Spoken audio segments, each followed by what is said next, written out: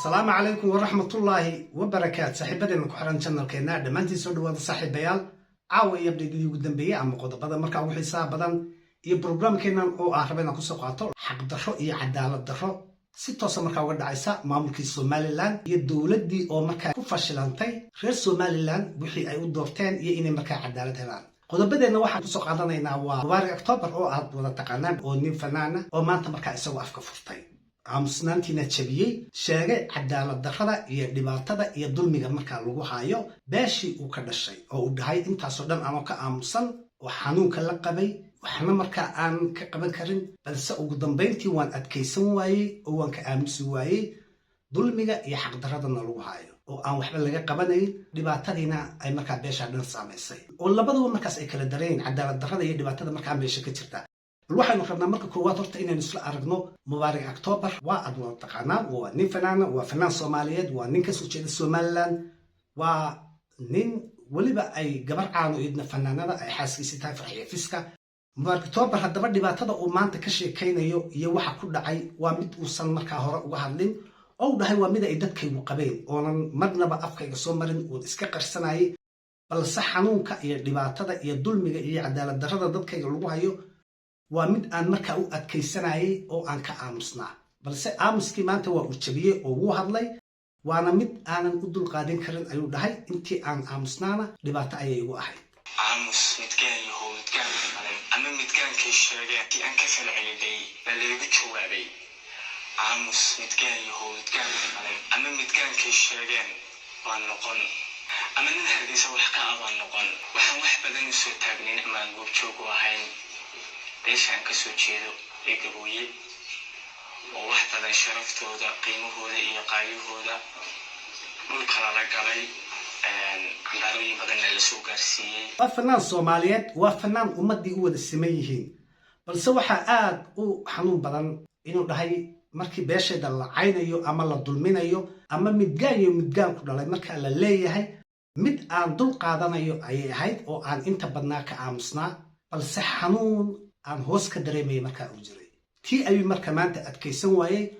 oo uu bannaanka soo dhigay afkana waa u furtay cadaalad darro wax ka xunna ma jiro iyo marka adiga lagu haybsooco oo qof kula mida adiga oo aan kaa wanaagsanayni uu markaa iska kaa dhigo inuu kaa wanaagsan yahay waana dhibaatada iyo dulmiga gebi ahaanba horta geyga Soomaaliyeed haysata oo dadkii qaar ay aaminsan yihiin dadka kale inay ka fiican yihiin gebi ahaanna taasoo ah wax kama jiraan oo qof ka fiican ma jiro qof ka fiican hadii ay dhacdo waxay ku kala wanaagsanaan karaan oo kaliya waa qof walba iyo acmaashiisa iyo sidoo uu markaa qof wanaagsan u yahay taas ayaa dadka kala duwi karta balse ana ka la dheeraysan iyo ana ka nasabsan iyo waxaas ma shaqeeyaan. Hargeysa waxaan aaminsanahay inay tahay magaaladeedii balse waxa jira dad raba inay igu kalifaan ama nagu kalifaan aniga familkeyga inaan Hargeysa adduunka u naqno wax badan baan gobonimo xeerinay wax badan baanu sharafta eegnay wax badan baanu qiimaha dhowrnay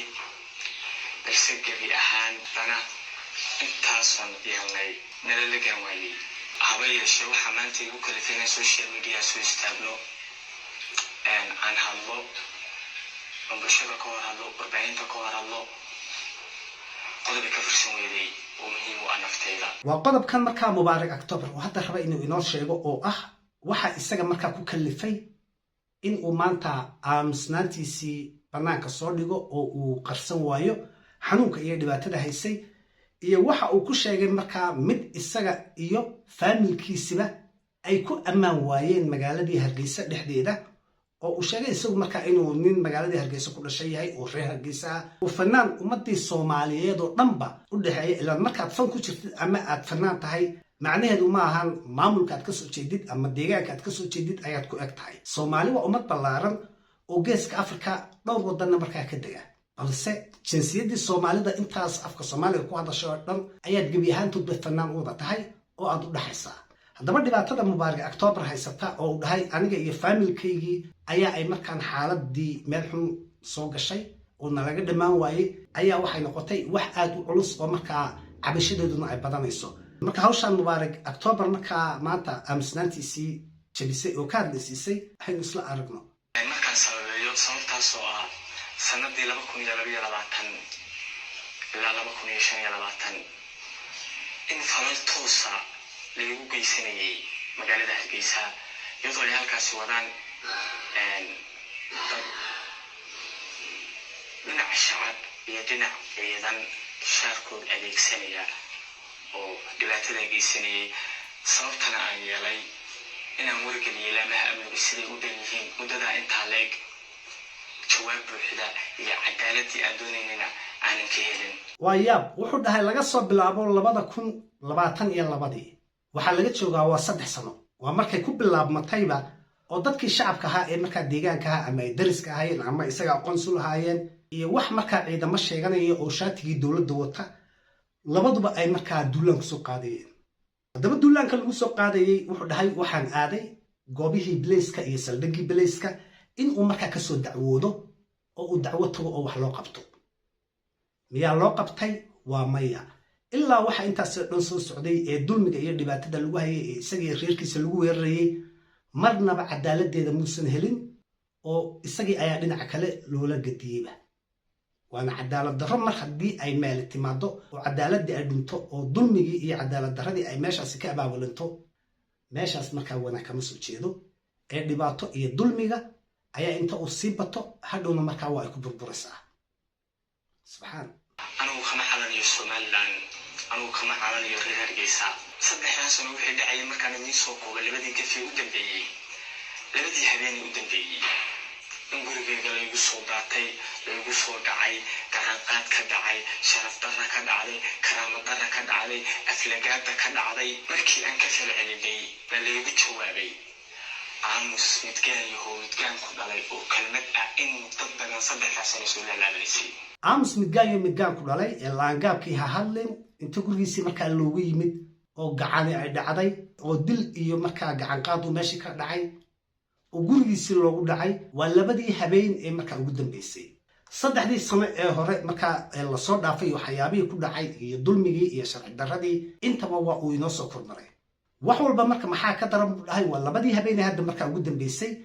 ee gurigiisa weerarka inta loogu soo qaaday loogu soo dhacay sidii tuuga markaa wax dhacaysa oo roobariya oo dadkeena laynaysa taasoo markaa noqotay in isaga iyo xaaskiisiiba gacan qaad iyo dhibaato iyo dulmi iyo hanjabaad inta loo geystay kadibna markaa loogu jawaabay aamuu midgaan ku dhalay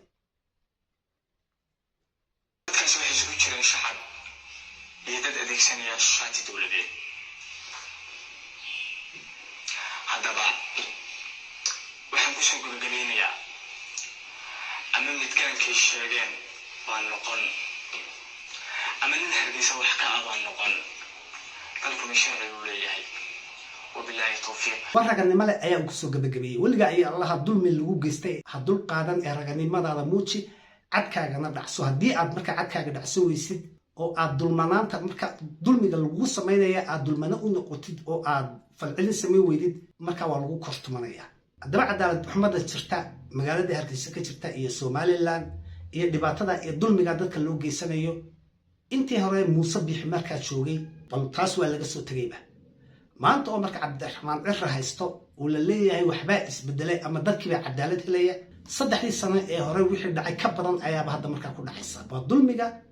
asaaskiisa koowaad iyo dhibaato markay dhacdo waxa uu ka bilaabmo مبارك أكتوبر وحليني وأديك فاميل كاجا إلهي هيدين كبد بادية دبعتها هي شركان هي الدول ميجان الصعودة مجالدي هالبسنة ومجالدي هتكون رتي عندنا كبرين عدالة دمر والبلاكاشو مر بحقيقة هي نبت أنت تكتو عدالة دون أي شقين توجا هي موريان هي أنت حمان تخرتنا واتكقول لي صندوقها فيديو كان هالك أصر بينك سوق بالجبيو هي مبارك أكتوبر هي فاميل كيسة هي الدول ميجان دبعتها اللي هي قدب كنا اللباد marka ay ugu dubno waxaan u jeedaa waqtiga ayaan ugu dheeraada kan ka bagaarsi karno qaybta ku xigta ayaan ku soo qaadanaa haddana waxaan idin kaga tagayaa wassalaamu calaykum wa rahmatullaahi wa barakaatuh